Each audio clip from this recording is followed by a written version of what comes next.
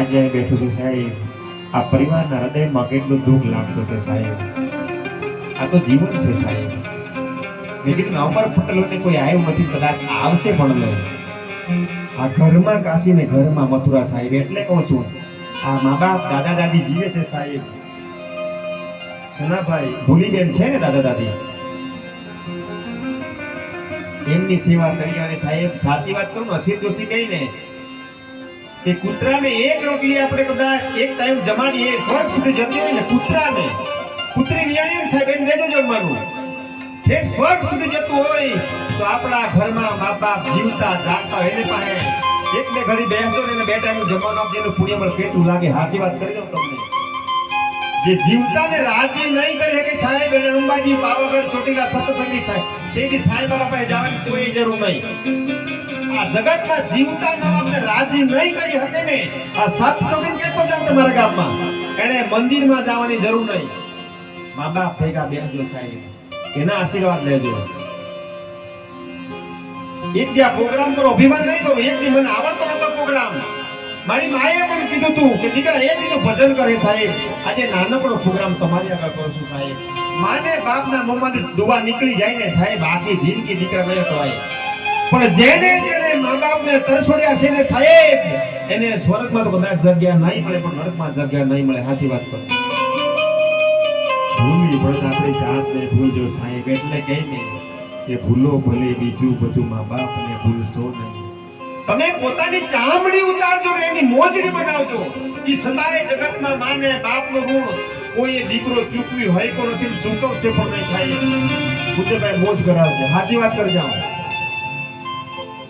માને બાપને આશાઈને ત્રીજી વાર કહું છું સાહેબ કે દીકરા મોટા થાય, ઘડપણ આવે ને કામ આવે સાહેબ. એવા દીકરા જોઈએ સાહેબ, મા બાપે જમીન જાયદાદ વેચી નાખી, ડોક્ટર બનાવ્યા, માસ્ટર બનાવ્યા, એન્જિનિયર બનાવ્યા.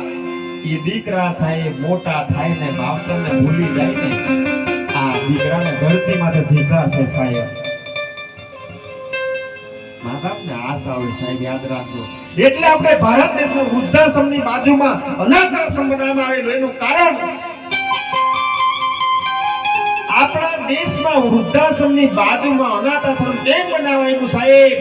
એક દિવસ સાહેબ 25, 30, 50, 100 વર્ષના બનાવાઈ ગયા. કોઈના ઘરમાં દીકરી જન્મીને એને ભ્રૂણ હત્યા કરવામાં આવી સાહેબ. એને છૂટી મૂકવામાં આવી દે, જગ્યાએ મૂકી દે. એના માટે વૃદ્ધાશ્રમની બાજુમાં અનાથ આશ્રમ બનાવાય. જાજુ જાવ નહીં પડે સાહેબ. આવું કોઈ નહીં કરતા સાહેબ, યાદ રાખજો.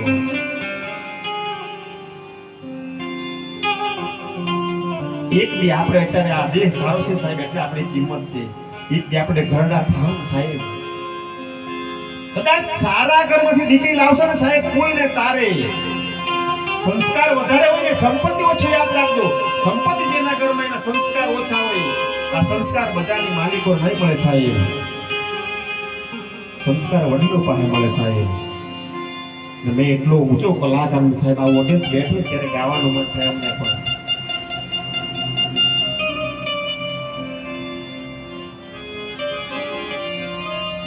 સમજણ વગરનું જીવવું જીવ વર સહજાર.